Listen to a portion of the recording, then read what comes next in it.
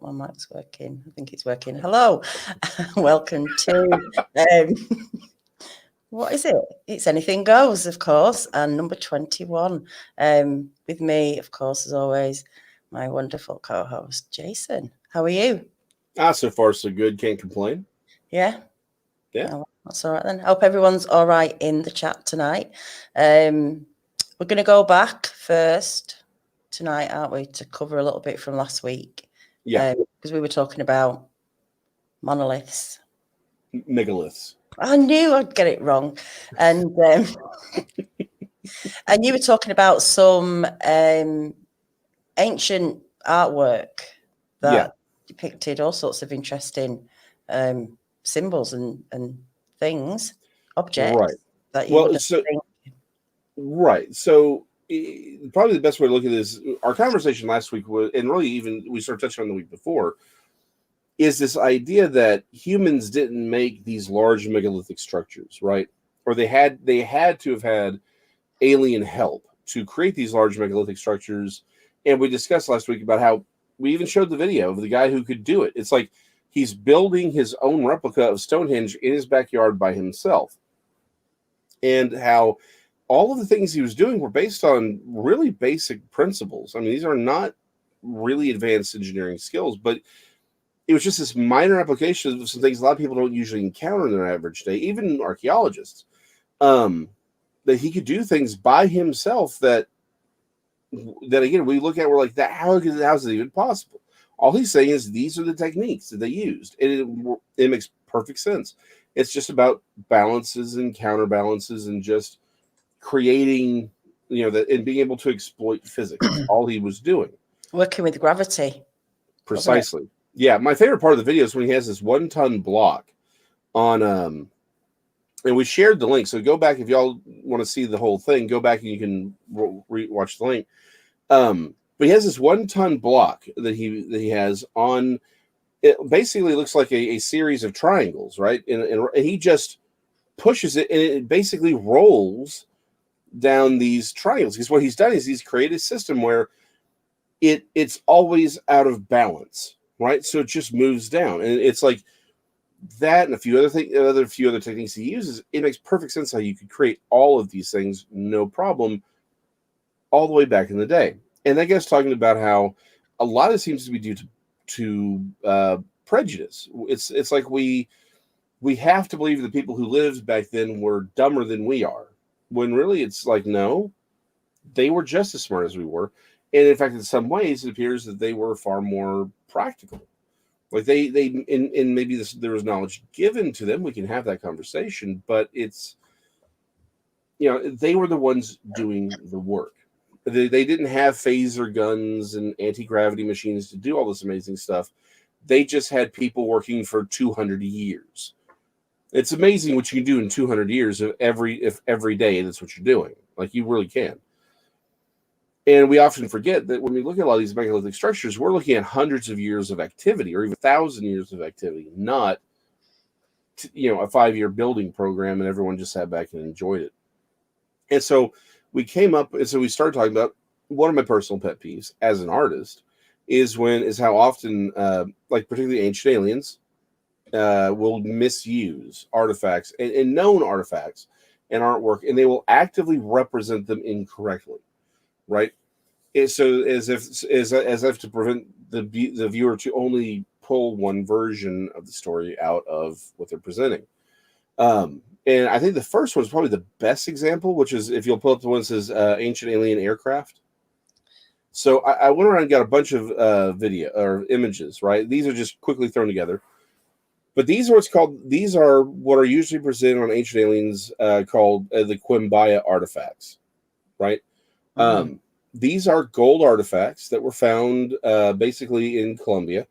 The Amazon River runs through it, and they are on display right now at the Gold Museum in Bogota, Colombia. And if you look at them, they look like aircraft, right? Yeah.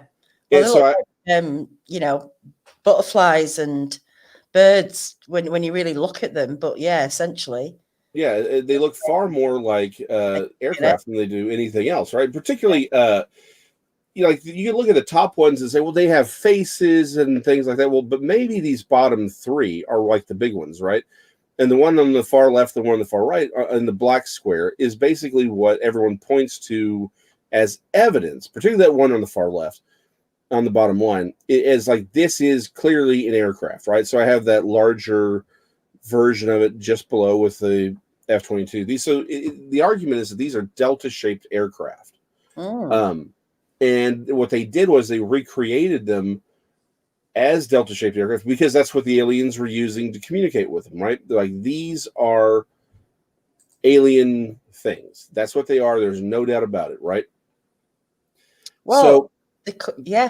Please proceed. No. They really look like insects to me. Well, so that's the thing, right? What they will tell you is that these are all either, they will say these are supposed to, you know, archaeologists will say that they're insects or birds or fish, but they don't really know. But they will pull up this whole, just the six, or I'm sorry, the nine. Sometimes they'll even leave off a few of these, but they'll tell you that these are, they think they're either insects or birds or possibly fish, and they go on to conversation about how clearly this is a delta-shaped aircraft. The problem is they're not telling you the truth on that, because those 9 figures are part of as part of a collection of dozens and dozens of golden artifacts that are from the same culture, from the same time period. It's just those 9, but that in this larger collection, we have frogs and we've got turtles and we've got birds and we've got other fish. All these animals are found in and around the area. The second one, hold on, what would I name it? Quimbaya Art. Yeah, with the QU. All right, yeah. So these are artifacts from that same collection, right? Now, obviously, there's that you can tell that's a frog, right, in the middle of the screen. That's obviously a frog. On the upper right hand, that's obviously a bird. Yeah. But the guy on the left is supposed to be a warrior, and the guy on the right is just a guy. It's just a person. But the main point here is look at the art style that we're looking at. Like, this is how they represent the natural world around them. Nobody has any arguments over what these things are, right? And that's the main thing, is look at how exaggerated everything is. They really like those curly Q shaped. There's a lot of detail in that warrior. Mm-hmm. There's a lot of it must all mean something, mustn't it? Represent something. Well, a lot of it is oftentimes they're just, again, it's ornamentation, right? They're in the symbol, I think, has meaning to them, but they use that meaning and they adorn their objects with it. But look at the head crest of the bird, right? And there were plenty of other things, but mostly I just want to showcase a few. You can actually go online to them. It's the Museum of Gold in Bogota, Colombia, and you can look at a lot of these objects, right? So we see and we familiarize ourselves with the style of artwork. Okay. That these things were. So let's move on to the next one, which is the Placo file. So here's the thing. If you've owned fish, you've seen the sucker fish that get in your tanks, right? Yeah. So you put them in there and they eat the algae, and well, those fish, they're a specific type of catfish. And they come from South America. They actually come from this region, and they are many, and they are varied, and they get quite large. There's a bunch of Placos that get 18 inches, 2 feet long. Right? Yeah. They were eaten. They're fish in the Amazon. They have a bunch of different versions, including the long-finned one, which is the upper right-hand corner with the blue eyes. That's a long-finned Placo. And look at how long the fins are. Yeah. On that. Then you have that's a long-finned spiny nose or brushy-nosed Placo. The one on the left that's just on the top that's just left of it, that's a cactus Placo. Right. And look at the bottom right-hand corner, I have an enlargement of its fins. You see all those little spiny things coming off the fins? Look at so I have it right next to one of the objects, just left of it. Yeah. I mean, it's got those same little ornament. It's got that same curlicue ornamentation that we would get with the bird, right? Where they had the crest, but it's on the fins because that's spiny, right? Yeah, exactly. So it's interesting. Precisely. Yeah, it's an ornamentation that they have. And if you go back to the other one, if you look at the head, right? Look at the head of these plecos.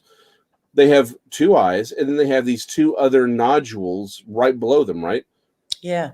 Well, that upper left-hand corner, that's the enlargement of that one that we had that's supposed to look the most like an aircraft, right? There was sort of on the bottom left of the initial one. Look, we have the eyes, then we have those what look like nostrils, but those curlicues are there again. It's the nodules, right, that we see on the fish.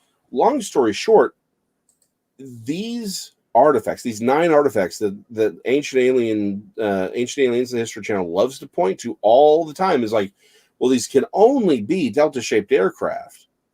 They're obviously plecos, or I can't pronounce the Latin name. I'm from Texas. But it's the sucker fish you get in your tank. They're no more exotic than that. And I just want to keep making sure everyone knows, right, that I am being 100% honest. My first appearance on Coast to Coast AM, they asked me about those things, and I said, I believe that the artists who saw it, because I bought that this is evidence of something weird at the time. I'm like, yeah, these look weird. These are odd artifacts. But I said very clearly, whoever designed them, whoever built them, was close enough to touch them, right? And I said that because when we recreate, particularly that one that looks, one that blew up looks most like an aircraft, I'm like, when we've done replicas of that thing, it flies. Yeah. They fly. And I'm like, well, that means they were close enough to touch them. Of course they were close enough to touch them. They were freaking fish from the Amazon. They knew what these things were. And here's the problem. So do the producers over it. They know what they are because they had to get the photos. They had to talk to the archaeologists. They said, yes, these specific, Jamie, if they were bottle openers, I'd be way happier. You never know. Yeah, we don't know what they use them for. We're just saying what the design is, right? Hey, and you know what? If they're bottle openers, I'm way more into them now. Do you know how big they were? These tiny. Little ones. Tiny. Yeah, they're tiny. These are tiny artifacts. What's tiny? Oh, wow. Yeah. Yeah. Hard to know. Well, exactly. They're like pendants, right? They were like pendants. They were found with burials. But I go back to it, like, I know some people are like, man, I've been watching Ancient Aliens for years. These things can only be it. Let me ask you this. Just a simple question. If these are aircraft that the aliens came to us in, right? Let's forget the fact that they're using technology that we have, which means they couldn't have possibly gotten here. Let's throw all that stuff out the window. Let me just ask a simple question. Why is there only 9? We have dozens of artifacts from this one cult, and in the broader culture, we have hundreds of artifacts. We have a ton of these animals. These little things. We have birds. We have known birds. We have known fish. We have known amphibians, reptiles, everything. Of these hundreds, in dozens of different art and hundreds of gold artifacts, why do we only have 9 of the spacecraft? You would imagine that would be a very popular subject, right? They would have, if these were the gods, they were coming in, we wouldn't have just these 9. We would have hundreds of artifacts looking just like this, but we don't. That's interesting. And like, even the fact that it's like, let's throw the fact that they are clearly plecos. I think it's whatever. Forget the pleco. We'll just go with that. We know that's pleco. Whatever. You know what? They're fish. Pleco. I said pleco. I know pleco. Yeah, they're ugly catfish, is what they are. They're bottom feeding catfish. Well, you know what's interesting is because you sent this, and I thought I need to do a little bit of homework. What am I going to do? And I just came across a little TED talk about the first letters that were used, and they started in Asia when they were found in caves, like half a kilometer down, in a mad terrain, going through these caves. And this woman said that there were only 15 letters, symbols that were used over a period of thousands and thousands of years. just these specific ones, and it's kind of the same thing, isn't it? Is why is there only 9 of these? Is there something in that? Is there something connected? I would argue, like, again, when it's something like why, like our alphabet, we've got, you know, so many letters. This alphabet over here has fewer. This one has more, right? It's about the sounds. Like the English actually used to have other letters in our alphabet, but we dropped them because there are certain sounds that we just no longer used. I would argue the reason these may have more been symbols than alphabet. Let me think. Right. Well, so it was the first cave painting. It was the first cave painting that they found. Right. Yes, I'm very familiar with, because I found that very fascinating that they had these. Yeah. Alphabet's as good a phrase as anything else, right? Because it's clearly more hieroglyphics, but it's thought, right? It's writing. The simple fact is things come in and out of use, right? Things are we're humans are far more practical than we tend to realize. If we don't use it, we get rid of it. That's just how we are. And with like these, like, why are there 9? Like, why is this? Well, because it's the 9 that we found, right, of whatever survived. But the fact is, it's not we are the ones extracting them from this greater set, right? We found 9 objects that kind of look different from everything else, so we've set them aside. But we need to realize these are simply 9 artifacts out of a much larger collection of artifacts. So we may have dozens of different styles of birds. We have bunches of turtles, of frogs, things like that. What we have are a collection of plecos or plecus or whatever they're called. It's just those. It's like whoever was making them wanted to make them that way. Are they cast or carved? Great question. We're not 100% on that because to cast gold, it's very possible they were casting the gold. My understanding, though, is that they were actually carved. That's my understanding of these, that they were literally beaten and pounded and softened through traditional metalworking versus casting. Although I'm kind of the opinion that people who think that they weren't cast is also basically saying, well, they didn't have a high enough technology to do that. I don't like working off an assumption, right? So we're not 100% certain on that. Need to clear some up. Pleco. There you go. Pleco. There we go. Just feel better now. I'm glad. Okay, so the computer has told us it's Pleco. We shall bow to its infinite wisdom. Google. Are you going to argue with Google? I can't argue with Google. Yeah. So you've covered the either cast or carved. You said, sorry, because I was trying to find the thing. But sorry. Yeah, most archaeologists think that they were carved, but it's more of a because they didn't believe they were necessarily capable of making casts, and I don't like that reasoning per se. For example, like with bronze artifacts, everyone will tell you that they were all cast. And the thing is, I think there's a lot of evidence that many of them were cast, and like the swords were hardened on the sides through hammering. But we've actually done X-rays of the earliest Spartan helmets, and they're tiny. Like you really understand how small people were 3,000 years ago. Go to a museum and look at the helmets. They look like they would fit on children. Like that's how small everybody was because of lack of food, right? But the thing is, they've discovered that all the helmets were hammered. They showed advanced understanding of metalworking. So my general default is I don't think people were ever not smart enough to do something. What seems to really hinder people is environment. Like, is it a hospitable or non-hospitable environment?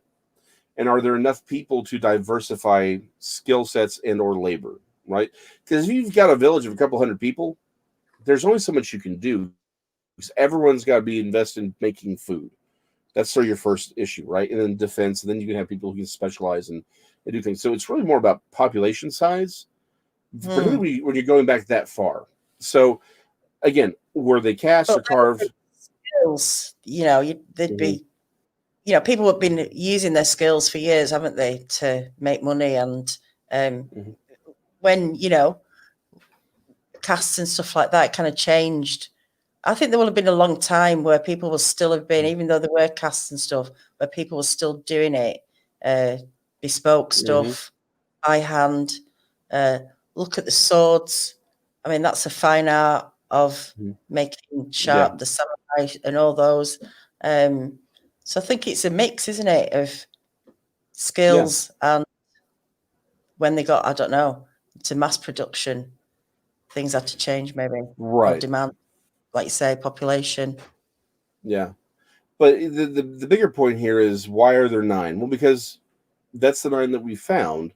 But we have to understand is it's 9 out of a much larger set of things, right? Like any action figure today, right? There's a certain number of each character made, depending on popularity.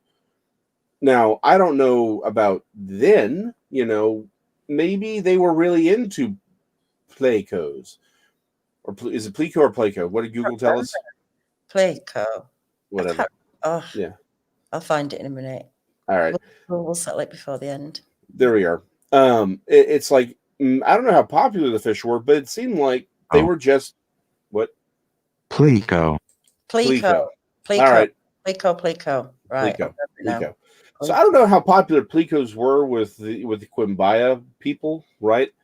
But it just seems like those were what they made as part of this larger set, right? Like they were just making artifact, they were just making whatever it was, because maybe they were magical amulets, maybe they just thought they were pretty, right? They were just decorative. People make things because they're decorative.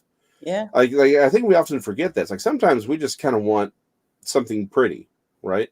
That's how humans are. But either way, the overall message here is these are clearly what they are. Like there's no question that is. And these are obviously not spacecraft. And again, there's like, even without showing you that they're plecos, whatever, fish, without even showing you that they're fish, the producers know what the options are. They know what the possibilities are. And they deliberately hide the other artifacts from you. They don't want you to see that there are frogs and fish and all these other things. They want you to think that the archaeologists are looking at these things going, well, we don't know what they are. Maybe they're this or maybe they're that. No, we know what they are. There's no question about that. They're being dishonest of. You totally froze up then. Sorry. You said they were being totally... they're being totally dishonest about this. Yeah. Right? And this goes back to as an artist, it's like somebody made that. They knew what they were making. They had a reason for making it. Our job is to understand that. It's not to place our ideologies or our thoughts on top of them, right? Our first job is to understand them. Yeah. I'm fascinated by them. I love little things like this, you know, and the amount of detail that's on them. Like you said, there could have been charms, there could have been talisman, there could have been absolutely anything, but you know, they do look... Could have been prizes and Cracker Jack boxes for all we know. Exactly, you know. So yeah. Maybe all these people, maybe these were farmed with burials, and it's like they had fish, they had pet plecos, and it's like, well, you're dead. Let me give you, here's a representation of your favorite pet fish, or maybe the fish you like to eat the most. We don't know, but we know what they're not, and they are not aircraft from an alien race that was hanging out in the Quimbaya area of South America. No. Well, we'll never know, actually, will we? We don't know. No. It's like, can we say with ontological certitude that the aliens never visited them? I'm willing to say no, as far as what counts as actual understanding, no. But as an artist, there is a point where you kind of have to stop and say, well, what's the most obvious answer here? Right? And you look at it and it's like, well, all their other artifacts are of animals. Like we have hundreds of these things all over the place. And yet there seems like a smaller population of these. Well, if all the rest of them are animals of nature, then it makes sense that this would also be of nature. And we have a fish that is very clearly what they're representing. So we kind of, it's easier to say, look, Occam's razor is we're just making Playboys. Because I go back to the other question of, if these are supposed to be aircraft, why that again, the theory is gods from the sky came in these things, then why don't we have hundreds of that design? Yeah. No, I agree with you. I do agree with you. It's like Jesus came in on a donkey on Palm Sunday, but Christians don't draw donkeys all the time, right? It's the cross that he was crucified on. Those are everywhere. Why? Because that's what has meaning to Christians. If these people were supposedly worshiping these alien gods, then the thing that they showed up in would be the thing that they are most, because that's the thing that brought them and took them away. We would have hundreds of these things everywhere, but we don't, because they're just catfish. They are just what they are. They are what they are. Sorry, History Channel. Yeah, well, that's told them. I hope they're watching. Oh, they're worried right now, I can tell. Yeah, this will be out on Twitter before we know it. Mm-hmm. So the other one, the one with the spaceship shining down on this painting. Yes, let me pull up the actual full name, because I'm going to get it wrong if I don't. This is the Annunciation with Saint Emetius. Okay. Over? Yes. So this one is a favorite. If you've watched Ancient Aliens on the History Channel, you've seen this painting, right? And what it is, it's the Annunciation, right? It is Michael, the archangel. I'm sorry, Gabriel, the archangel, coming to talk to Mary and tell her that she's with child, that Christ has come, and that's what's going on, right? Well, the painting has at the very top what looks like a UFO. It's this big circular object, and there's this golden, and they'll even describe it this way: golden laser beam coming down to her womb. And what they do is, instead of actually getting closer to the image of that circular object, they just sort of they don't get closer. They just sort of pan in on it. So it stays very vague, right? It stays like this round, circular, golden object. Well, on the right-hand side, this is actually an enlarged image from the painting itself, from the museum. And you can see those are what are called putti. It's Italian. It's a type of cherub where it's just a head and wings. Mm-hmm. But you can see what we have is a bunch of putti in basic and around, and there's extra clouds around them because that's supposed to be heaven, right? And it's the radiance of heaven coming down, and that's all in gold. So here's the other thing: this stuff's all in gold. It's not painted; it's gold leaf. Right. And then that gold leaf, laser is going, because that's supposed to be the Holy Spirit impregnating Mary supernaturally. Right. I see. I didn't know that. Yeah. So, no, please go ahead. But yeah, from a distance, it just looks like a spaceship, doesn't it, or something weird in the sky. And until you blow it up, you can't see the detail. Right.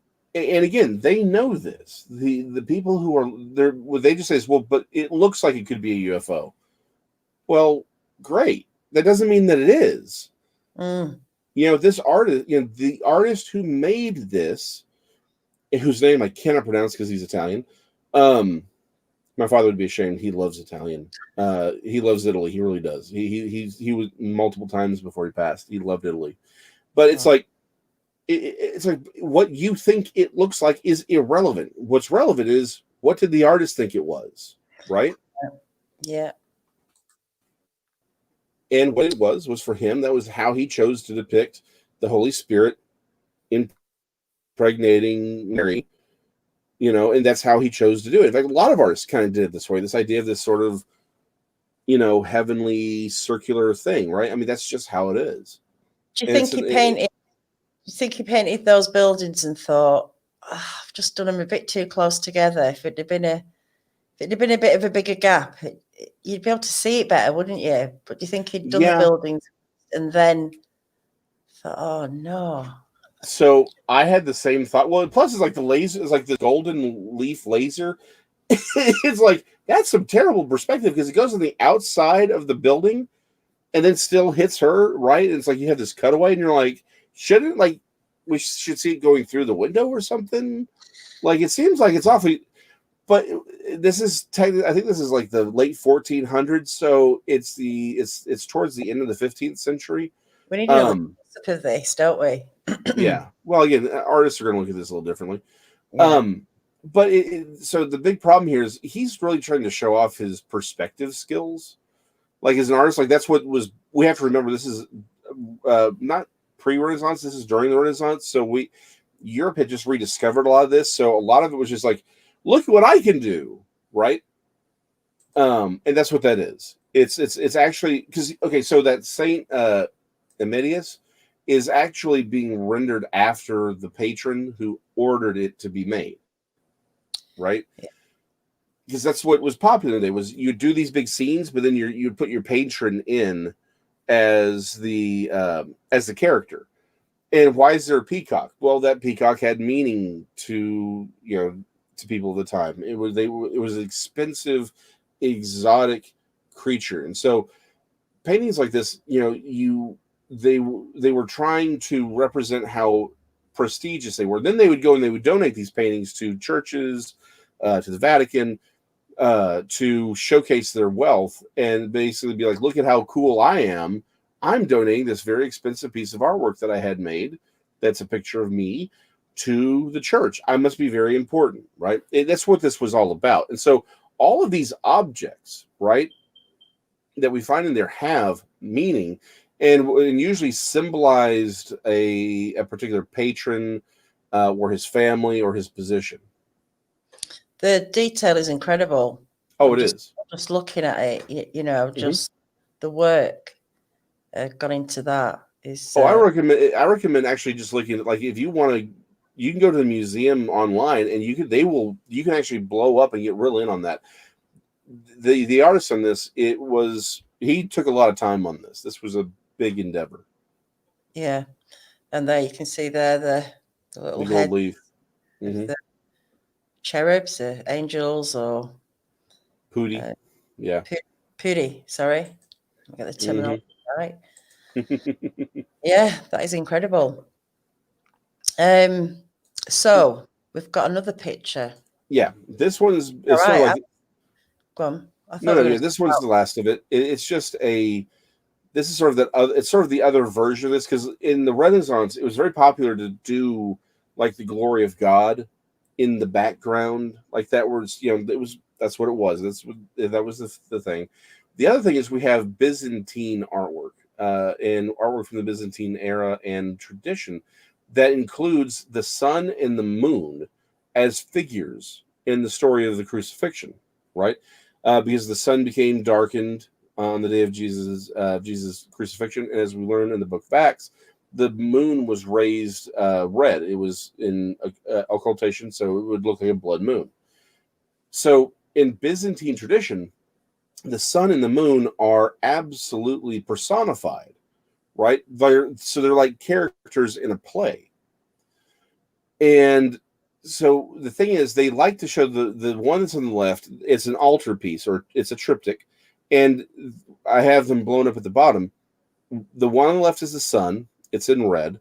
The moon is always blue. But if you notice also, and they're like, well, these are aliens in spacecraft. That's how they're depicting them. No, they know what they were. I'm going to get bigger. I'm going to get a bigger. Yeah. Go for it. Mm-hmm.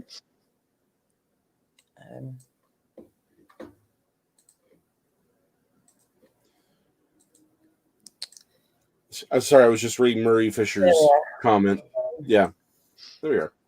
So yeah, if we go to the one on the far left, like what we have, they look like spaceships to us, right? It's like, well, that must be what they're doing. No, what they're doing is they're depicting them as people, right? They're personifying them. This is the tradition. The red is the sun, the blue is the moon, and the reason we know the blue is the moon, if you the one on the right hand side, if you look at it, that's a crescent moon. Yeah. And now the star that's in there is also very interesting, because that goes back to another earlier tradition with the star and crescent. That's Venus, but it's a connection. But still, connected to the moon. It's a whole other conversation.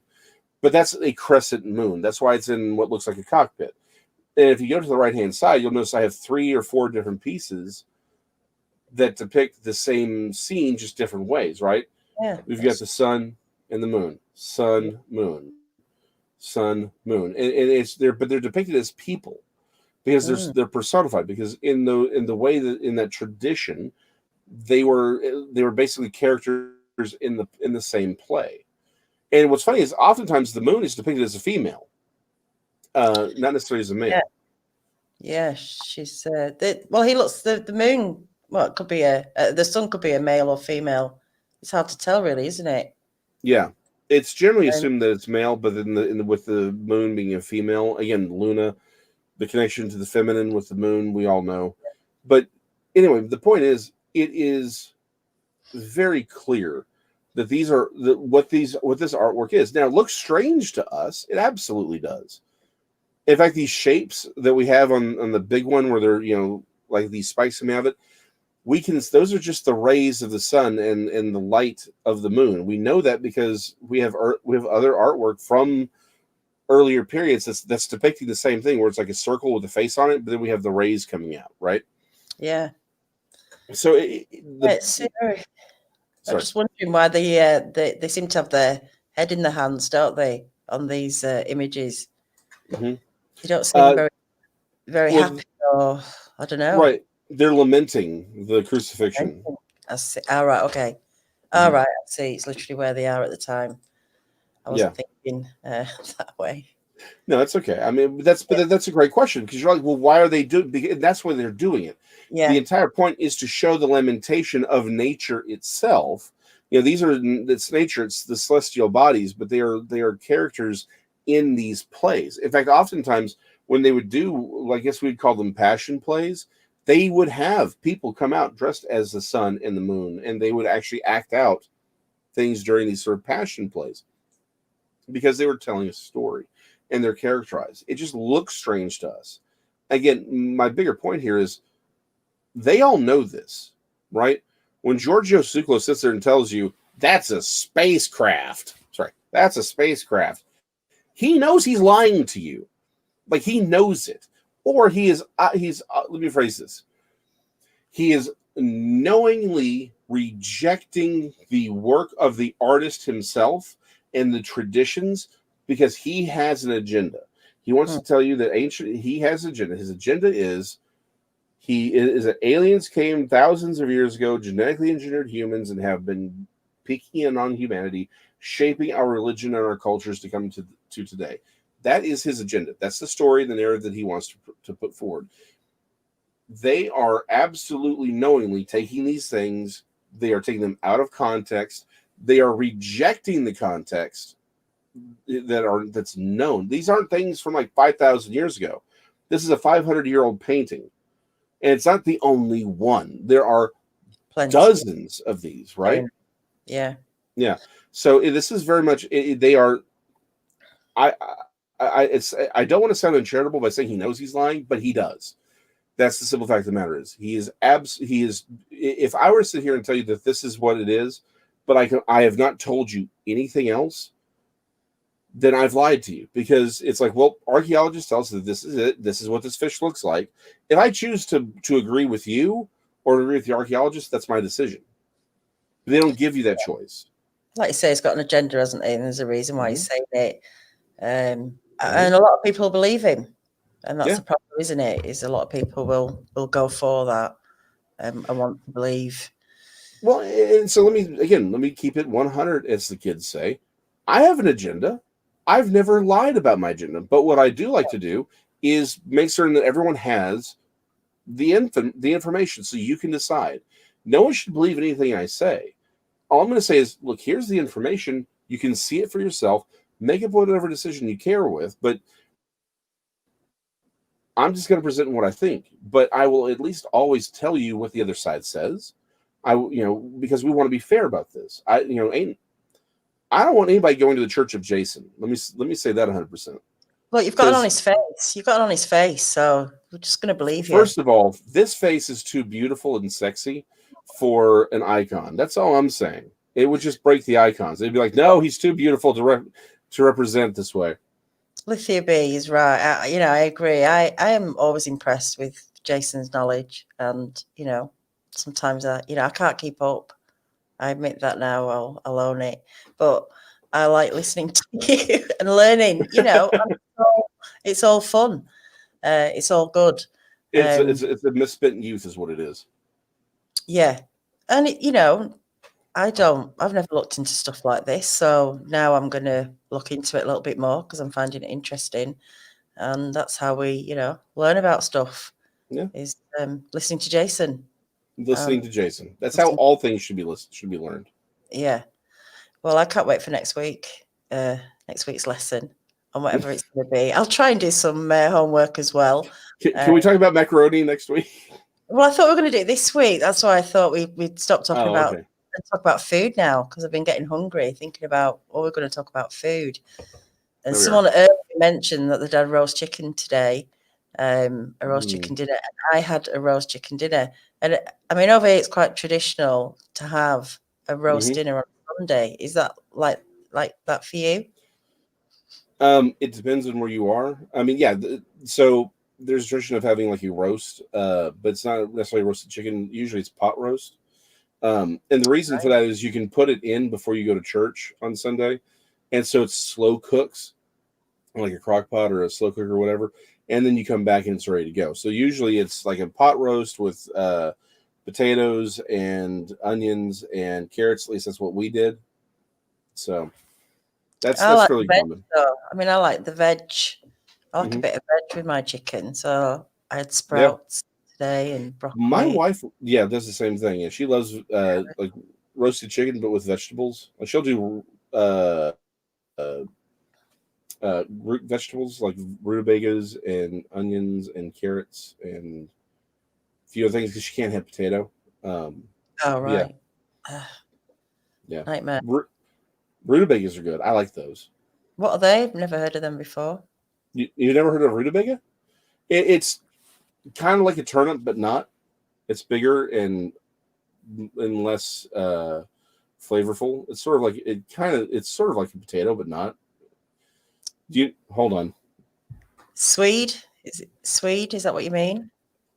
No. Well, I mean they can. I guess it depends on how you cook them, but they've always tasted sort of like potatoes to me, just different. How are you spelling it? That's never actually what I'm looking up because I can't tell you. Oh, okay. It's RUTAB. I'm sorry, RUTABAGA. Rutabaga. It's a hybrid of a turnip and wild cabbage, and it kind of looks like a Swede turnipy thing, doesn't it? Yeah, it does. It looks like a turnip. Is it rutabaga or Swede is a root vegetable? Yeah, so we call it a Swede, like the way to, I would say, a bit like aubergine. Okay, yeah. Is that how it should be called? Maybe I don't know where that's from. Rutabaga. That's a weird. I didn't know it was a hybrid of a cabbage. I mean, it looks like. I mean, it looks like a turnip. I assumed it was related to it, but I didn't realize it was a hybrid. Oh, that was in the 17th century. Maybe I'm not reading all the. Oh yeah, it's believed to be a hybrid of turnip and cabbage. Oh yeah, it's kind of like a Swede, but I do like Swede and mashed and turnip. I had it. It's going to sound weird, but one Christmas I had some guests round, and one of them has a really rare condition. I don't remember the long word. The short term is EB. Basically, it means that your skin is like tissue paper. And, it tears very easily, and it's internal as well. And so all your food has to be sieved, basically. And I'd invited her around for Christmas dinner. And her husband, and I didn't mind preparing her food the way she wanted to. It was a lot of hard work, but I made a Christmas dinner for her, and I'd saved everything separately for her, you know. So, Mm. and I thought this must be terrible to eat food like this. Mhm. And I'd boiled the turnips and then mashed them up with a bit of butter and salt. And then I put them through a really, really fine sieve, you know, like you maybe like a tea strainer, Yeah. that kind of thing. And it was delicious. It was like a mousse. It came out like a mousse. I've never tasted turnip like that before. The flavour was amazing. And Huh. this, yeah, honestly, worth a try. Just in a different form. But it was, like I say, like a mousse, this turnip mousse. It was really light and delicate, but the flavour was really like, More really, savory. yeah, really pungent but fresh, and because there's no pulp at all in it, it's just the flesh, I guess, and not the fibre, because that's what Yeah. you can't have is any bits at all in case they snag. But I did Brussels sprouts like that. I did asparagus like that. It's all really nice. It just in a different way. I mean, it's hard work, Yeah, it definitely sounds like it. but do it with turnips and one day and just tell me what you think, because that is just something different. That is like, Yeah. wow, really nice. So yeah, Nice. so, you know, turnip tip. There you go. Turnip tip. I like it. Yeah, By the way, Lefty, I gotta ask, blackberry whiskey. I thought whiskey had to be made out of corn and whiskey. wheat. Yeah, whiskey. Rye, isn't it? Whiskey's Well, just rye, I thought it had to be made out of rye. rye. Is rye not whiskey? I don't know. I mean, I'm not an alcoholic. I don't know these things. I have friends who are very well acquainted with the alcoholic spirits, and they can tell you everything. In fact, I got a friend who in Austin, if anyone's listening from Austin, barley. Okay, yeah, rye has to be made. Maize or wheat. That's Scotch grain whiskey. I guess there's other ways of making it, but Yeah. did you say corn? Yeah, in America, whiskey has to be made out of corn. Oh, right. Or maybe it's bourbon that has to be made out of corn, and the whiskey is a little bit more. Because bourbon is a very specific thing from a very specific region. I think it's just whiskey made from a region, but so like champagne.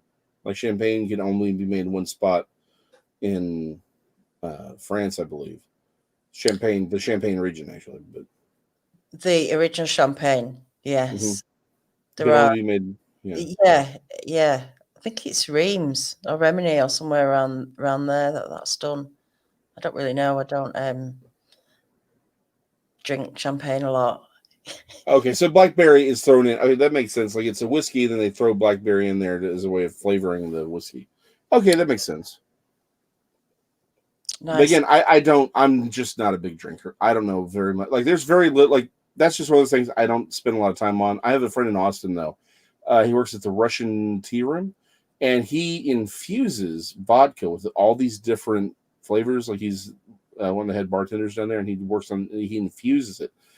Because vodka does not have much of a flavor at all, but he does a wonder by infusing these flavors into the vodka. And there's stuff he's throwing. I'm like, okay, I can see that. Then I'm like, I'm sorry, you're doing what with what? But it works really well. Like there's a process for it. He knows what he's doing. I certainly do not. So no, there's something called grappa that they drink. Have you heard of it? Mm-hmm. You might have heard of it, grappa. Yeah, I've heard of it. I have no idea what it is. I just know it's like a wine. It's almost like the dregs of the wine, the alcohol, strong. It's almost like a vodka, but an Italian version. And it's, you take a shot of it, and it's one of those kind of things. And they infuse it with flowers. I mean, all sorts. But I've had that once with orchid, and that was amazing. Really, really nice to be infused. Never heard of that. Like that. Yeah. I mean, I don't know. I've not had it for a long time. What else was I thinking of then? What else did you mention? Sorry. Bourbon. I know bourbon and whiskey are the same thing, but I think one has to be made, like bourbon has to be made in a very specific region to be considered bourbon. And maybe those laws are gone. I don't know. Yeah. There's all sorts of whiskies, isn't there? There's almost to like liqueurs, I guess. A bit like, I mean, what would you consider Jack Daniels? That's a whiskey. straight whiskey. What's the one that I'm thinking of? Can't remember, but I drank a lot of it once when I was younger. Wild Turkey. Yeah. I don't know if that's a whiskey or a bourbon or what. I mean, I really don't know the difference. It's a whiskey. Well, so it's like one of the things where all bourbons are whiskeys, but not all whiskeys are bourbon. But I think it's because bourbon is made in a very specific location, or it can be called bourbon, or maybe there's a process to it, but it's the same thing. So, Patrick Vaughan, tequila's is his favourite, but it gets too wild. Do you have the salt and the lemon and everything with it? lime. Oh, you have to. Although I will say this: when we were forced to close down my comic book shop way in the day. The day before we closed down, we had a couple of good customers. They brought up some tequila that's illegal to be sold in the U.S. They smuggled it in from the last trip to Mexico. It's literally just called circle. It's like square, circle, triangle. That's all. Like it's just the symbols on it. That's what it's called. It's 3 different types of tequila, but these are unbelievably expensive tequilas. It was like liquid silk. It was the most amazing experience because you're like, trust me, I'm a Texan. I know what tequila is. This stuff was unbelievably different. Like when you get that, like a really good, like you drink, there's wine and there's those really good, like, there's a reason this thing costs $5,000 kind of wine. It was that good. It was amazing. Wow. Sounds interesting. Yes. I don't know. Someone said Jamaican. I'm thinking rum. I do like rum, but I have to have it with a lot of Coke. The thing with me, I can't take a lot of alcohol, strong alcohol physically. It doesn't agree with me, so I have to kind of like have it diluted. So the odd time I drink, I absolutely love like the spiced rums and stuff like that. But I like a lot of Coke, and I like it to be cold. Yeah. Oh yeah. No, I don't get the whole British warm beer thing. Yeah, ice cold. Thank you. The colder, the better. Now, I will say this: Jack and Dr. Pepper. Again, it's a Texas thing because Dr. Pepper was invented in Waco, actually not too far from where my grandfather grew up. But that's like everyone's got Jack and Coke, and that's fine. But I'm saying Jack and Dr. Pepper. Now I had a teacher once who said, "Look, it's always Dr. Pepper. That's how you do it. You're from Texas." I'm like, I get it. I'm cool. But I'm like, is there any kind of like, what's your favorite whiskey? And he's like, if you're putting in Dr. Pepper, does it really matter? Doesn't matter. Yeah, I know. It's like the cheapest whiskey possible. Doesn't matter. It's like buying a cognac, isn't it? And putting in Coke in it. Talking of temperatures, milk for me has to be a room temperature. Now, maybe because it's hotter over there, you wouldn't think of taking the milk out and leaving it out for a while. But there's something creamier about milk when it's a bit warmer than colder straight out the fridge. And that's the same with Bailey's. Do you ever drink Bailey's? Oh, yeah. So a lot of people have it with ice, don't they? I like it warm. Not warmed up, but room temperature. I think there's some drinks that need to be drunk at a certain temperature. I agree with that premise.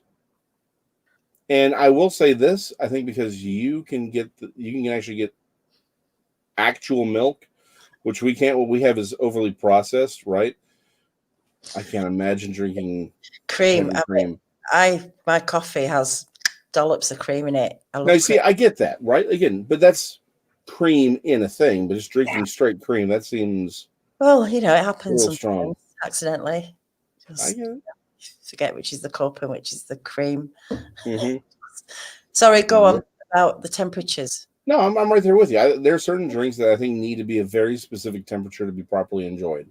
I just don't imagine milk is as warm as room temperature. But I will say this, I think maybe the difference between our milks, right?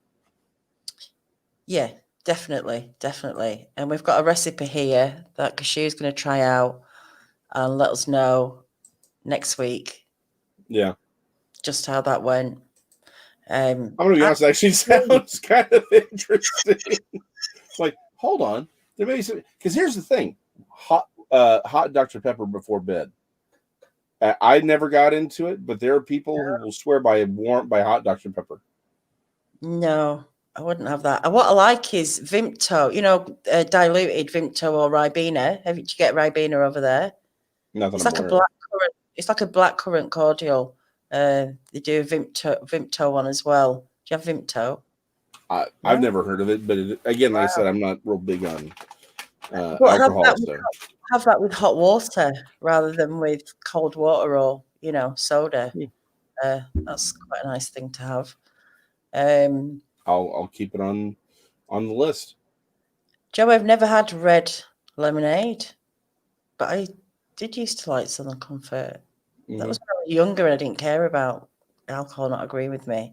Yeah. It's part and parcel of the, Corky. Corky likes Vimto. Can't believe you've not got Vimto over there.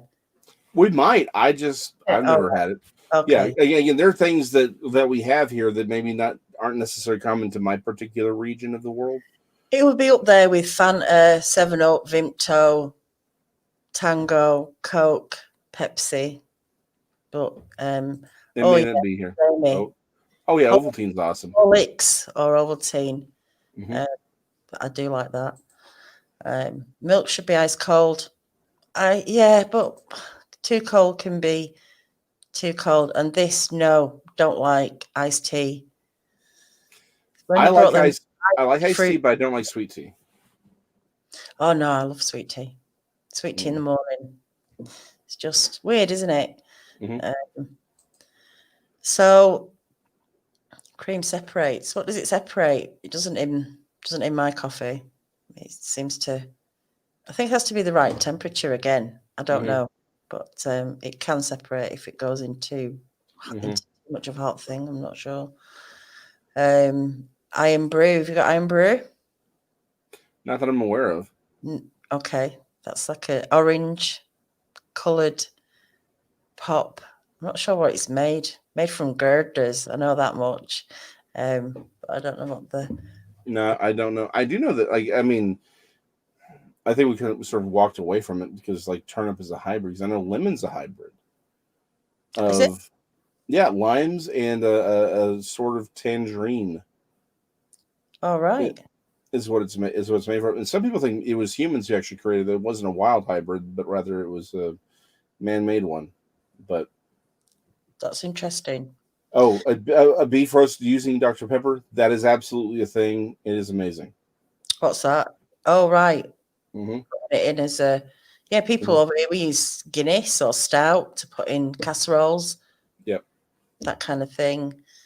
I had something to say then. Oh, in Sicily, where my dad's from, they grow lemons there that are almost sweet that you put in salads. Really? Oh yeah, and you can eat the rind off them as well. I mean, they're not the type. Yeah. Would have thought maybe you have the weather there, don't you, to grow that kind of stuff. Yeah. I've never heard of those, but that sounds interesting. I'm going to find out a little bit more about them and let you know because I don't. Yes, so, nothing is correct. Dr. Pepper for ham. That is also amazing. Instead of a honey glaze. Never heard of that. Now, cherry coke, ice cold, and squeeze lemon into it. Or you can do that with Dr. Pepper as well, with fresh lemon squeezed right into it, ice cold. It's like a sweet and sour. I've heard some people, I've seen people do lemon in their Dr. Pepper. I've never heard of cherry coke, though, doing that. Yeah. Limoncello, that one will knock you out. That's straight from the freezer. Well, my dad used to make a pretty good limoncello, actually. It's quite easy to make, isn't it? It's really funny. I watched a video on it maybe about a week ago with my dad, and I didn't realize just how easy it is to make. Yeah. I bet fresh as well. That would be really nice to drink. I remember when I used to be a wagon driver, I used to stop at this regular restaurant in a place just outside of Milan. I used to stop in this area quite a lot, and I got to know the family that owned the restaurant that I used to go to, and they used to shut on a weekend because they used to go back to their home, which was in Asti, where a region of really nice wines are made, and some weekends they used to stay though, but they wouldn't open the restaurant, but they'd let me come in and use the kitchen and cook my dinner and use the kind of place for the weekend. Cut a long story short, they came back one weekend early with a crate of these fresh wine, literally that had been made on their vineyard on their land. And we drank about 6 bottles of this wine through the night. But we never got really drunk. I mean, it was just fresh, beautiful wine with no chemicals in it, just made to be drunk, not in 2 years' time, but to be drunk within a few weeks. And there's something, you have to pay a little bit more nowadays to drink quality wines that don't have those chemicals in it, because a lot of the stuff is just a lot of sulfur. And I think that's why I can't drink a lot of alcohol, because there's so much crap. If you're going to make alcohol, make your own. If you're going to drink it, make your own, because there's so much more in your own production than buying it out of a bottle on a shelf. Wise words, madam. Yeah, so there. We've come to the end of our hour. Have we now? We have. Well, we've gone over it, actually. That's me waffling on, because you know me. I like to waffle, especially at 1 o'clock in the morning. So our waffling went from megalithic structures, artwork, and now alcohol. Yeah. As I choked to death on. You choked to death. Yeah. Get some pop. Get some Dr. Pepper with a bit of whiskey and a drop of milk. Everything else. And you'll be good. So thanks, everyone. It's been fun. I hope you've enjoyed it. Enjoyed the chat. We'll be back next Sunday with even more fascinating information and subjects to discuss. Don't forget to go to Amazon if you want a copy of Jason's Metroplex Monsters. And if you want a signed copy with hearts, kisses, and flowers, just drop him an email. I've lost your email, but Siru Papers, SIRU Papers at yahoo.com. Siru Papers.